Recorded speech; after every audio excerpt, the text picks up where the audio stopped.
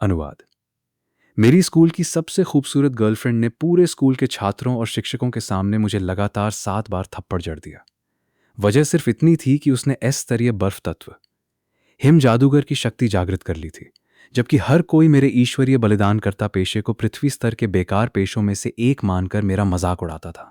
इतना ही नहीं, हर बार किसी देवता को बलिदान चढ़ाने पर मेरी जीवन शक्ति कम होती थी। सबसे लंबे समय तक जीने वाला बलिदानकर्ता भी केवल 25 साल की उम्र तक ही जीवित रह पाया था। जो प्रिंसिपल पहले मुझसे बहुत उम्मीदें लगाए बैठे थे, अब वे भी मुझे स्कूल से बाहर निकालना चाहते थे। लेकिन किसी को नहीं पता था कि मुझे गलती से एक ईश्वरीय प्रतिभा, अंतर्दृष्टि की आंख मिल गई थी, जिससे मैं देवताओं के दिल में छिपी उनकी उन इच्छाओं को भी देख सकता था जिन्हें वे किसी के सामने बताना नहीं चाहते थे। उसी समय मैंने अचानक सिर उठाया और ऊपर बचे हुए रक्तिम आकाश की ओर देखा, उस खाली शून्य की ओर जहां आम लोगों को कुछ भी दिखाई नहीं देता था। लेकिन मेरी आंखों के सामने अचानक एक के बाद एक पारदर्शी नीले कमेंट बॉक्स दिखाई देने लगे। धत! अभी अभी खरीदा हुआ आईफोन 30 प्रो मैक्स फिर से बैटरी खत्म कर बैठा। कोई मुझे पावर बैंक दे दो, वरना मैं उसे एक बार में 9 आसमानी बिजली से उड़ा दूंगा। एनी अवर्णनीय खुशी बिजली की तरह पूरे शरीर में दौड़ गई। दूसरे बलिदानकर्ता देवताओं की पसंद पूरी करने के लिए अपनी जान जोखिम में डालते थे, लेकिन मैं उनकी इच्छाएं देख सकता था। अगर मैं बिजली के देवता को एक पावर बैंक दे दूं, देवी को एक फेस मास्क और युद्ध के देवता को एक बिल्ली, तो क्या मैं इन सभी देवताओं को आसानी से अपने इशारों पर नचा नहीं सकता? नीचे खड़ा वांग फांग जी उत्साह से हाथ हिला रहा था। मैंने उसकी ओर देखा, फिर आसपास मौजूद उन लोगों की ओर देखा जो मेरा मजाक उड़ा रहे थे। मेरे होंठ धीरे धीरे ऊपर उठे और मेरे चेहरे पर ऐसा आत्मविश्वास आया जैसा पहले कभी नहीं था। छोटी उम्र में मरने वाले, खतरनाक पेशे वाले बलिदान करता, आज से मुझे बुलाओ देवताओं का बाप। झाओ लेई ने मुझे सिर से पैर तक देखा। मेरे सस्ते कपड़ों को देखकर उसकी आंखों में उपहास भर गया। मैंने कोई जवाब नहीं दिया, बस अंतर्दृष्टि की आंख सक्रिय करके उसकी ओर देखा। मेरे होंठ हल्के से फड़क उठे। हांसी रोकते हुए मैंने उसकी चुनौती को अनदेखा कर दिया और हॉल में मौजूद डंग ऑन चयन सूची की ओर देखा। मेरी निगाह शुरुआती डंग ऑन फुसफुसाता जंगल के आइकन पर टिक गई।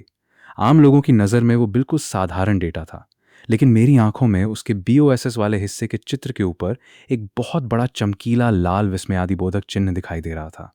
मेरी नज़र अनायास मेरे कैनवास बैग पर चली गई।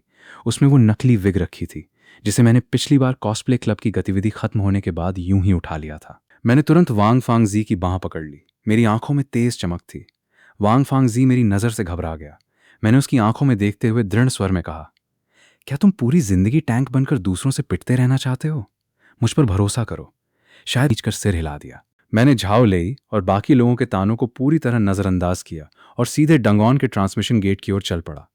झाओ लेई ने हमारी पीठ देखते हुए ठंडी हंसी हंसी। रोशनी चमकी और मैं तथा वांग फांग जी पलक झपकते ही ट्रांसमिशन गेट के भीतर गायब हो गए। ये बिल्कुल सही नहीं है। जीवित बचने की संभावना 0.01% से भी कम है। मेरे पैर कांप रहे हैं, मेरे पैर कांप रहे हैं। डरो मत। बाईं ओर की झाड़ियों में एक स्तर एक जहरीला स्लाइम छिपा है। इसकी कमजोरी आग है। ऊपर दाईं ओर पेड़ की शाखा पर स्तर 2 सूखी पत्ती वाला सांप है। इसकी कमजोरी 7वां कशेरुका है। मोटे, दाईं ओर 2 कदम चलो, उस गड्ढे से बचो, अपनी ढाल ऊपर करो। हाँ, ऐसे। उस शाखा को रोक दो। सामने वाला फल मत खाना। उसे खाया तो 3 दिन और 3 रात दस्त लगेंगे, बिल्कुल ऐसे जैसे किसी ने ऑटो चीट चालू कर दिया हो। मेरी अंतर्दृष्टि की आंख के साथ इस खतरों से भरे जंगल में वांग फांग जी को लेकर आगे बढ़ना बच्चों के ब्लॉक से खेलने जैसा था। हमने हर लड़ाई से बचते हुए सीधे BOSS के कमरे की ओर रास्ता बना लिया। अगर बाहर के लोग ये दृश्य देख लेते तो शायद उनकी आंखें फटी की फटी रह जाती। दूसरी टीमें खून पसीना बहाकर लड़ रही थीं, जबकि हम दोनों ऐसे घूम रहे थे जैसे किसी पार्क में सैर कर रहे हों। यही है BOSS, दीर्घायु वृक्ष आत्मा, या यूं कहें जंगल के देवता की गंजे सिर वाली शान। अरे ये तो निम्नत्यानत साई है। किस्मत अच्छी है तुम्हारी, BOSS के कमरे तक पहुंच गए, लेकिन अफसोस तुम्हारा रास्ता यहीं खत्म होता है। ये BOSS अब हमारा है। पहला किल हम करेंगे। जल्दी हमला करो, भागना मत, हम इसे रोकेंगे। भाइयों, मेरे साथ हमला करो। ये BOSS इतना ताकतवर कैसे है? जानकारी तो गलत थी। वो क्या है? ये तो देवता का हथियार प्रक्षेपण है। तुम्हारे हाथ में क्या है? नकली विग। इसे अपने लिए ताबूत समझकर रख लो। तुम पागल हो गए हो क्या? वापस आओ, तुम मर जाओगे। मैंने नकली विग BOSS की ओर बढ़ा दी। एक गहरी आवाज गूंजी, तुम्हारे हाथ में ये क्या वस्तु है? ये स्पर्श, ये चमक।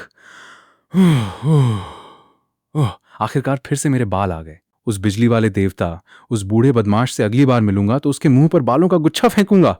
तुम बहुत अच्छे हो, बेहद अच्छे, तुम मुझे समझते हो, हजारों वर्षों में तुम पहले व्यक्ति हो जिसने मुझे समझा है। वे मूर्ख सिर्फ बेकार डिब्बे और जंग लगी तलवारें चढ़ाते रहते हैं।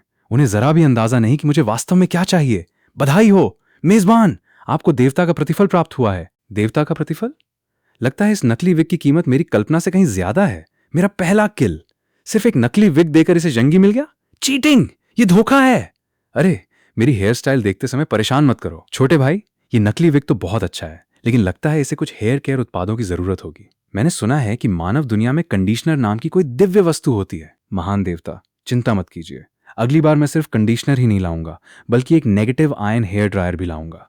गारंटी है कि आप पूरे देवलोक के सबसे स्टाइलिश देवता बनेंगे। वाह, जमीन पर इतने सारे सोने के सिक्के, अमीर हो गया। पहले देखूं इनमें कोई अच्छी कुल्हाड़ी है या नहीं। शांत रहो, पहले सब सामान गिन लेते हैं, फिर बांटेंगे। तुम लोग सच में इस जंगल में घुसकर एसएसएस रैंक हासिल कर आए हो? ये असंभव है। मैं सच में कोई राक्षस हूं क्या? खड़े क्या हो, मोटे, सामान उठाओ, ये तो बस शुरुआत है। उस दुर्भाग्यशाली लिन शिंग ने उस एफजी स्तरीय बेकार मोटे आदमी को साथ लेकर 10 साल पुराना डंगॉन क्लियर करने का रिकॉर्ड तोड़ दिया। चीटिंग, ये निश्चित रूप से चीटिंग है। एक ट्रैप मास्टर आखिर ऐसा कैसे कर सकता है? देखो, उसने सिस्टम का कौन सा बग इस्तेमाल किया होगा। जरूर उसने कोई सिस्टम बग इस्तेमाल किया है। मैं इसकी रिपोर्ट करूंगा। मैं स्कूल से इसे निकलवा कर ही रहूंगा। हे भगवान, उसके शरीर पर एक खरोंच तक नहीं है। जल्दी देखो, मोटे के शरीर पर वो क्या है? वो तो डंगॉन से मिला उपकरण है। लिन शिंग, क्या इस डंगॉन के बीओएसएस को तुमने मारा था? मारना? ऐसा नहीं कह सकते। बस देवता के साथ एक दोस्ताना व्यापारिक बातचीत हुई थी। व्यापारिक बातचीत? झाओ लेई भले ही थोड़ा पागल था, लेकिन मैंने सच में देखा था कि लिन शिंग ने कोई चीज निकाली थी। लिन शिंग, तुमने आखिर किया क्या? जैसा कि स्कूल की फूल जैसी लड़की, तुम्हें अभी वापस जाकर एक गिलास गर्म पानी पीना चाहिए, बजाय यहां मुझसे पूछताछ करने के। इसे कैसे पता कि मेरी तबीयत ठीक नहीं है? बस गर्म पानी पीने को कह रहा है। बात सुनने में बेहद टालमटोल वाली थी, लेकिन निशाना बिल्कुल सही था। तुम क्या करना चाहते हो? अभी डंगॉन में तुमने कहा था कि तुम मेरा बीओएसएस छीनोगी। इस बार तुम्हारी 3 पसलियां टूटेंगी। अगली बार देवता को तुम्हारा सिर चाहिए होगा। मोटे, चलो, सामान का हिसाब करना है।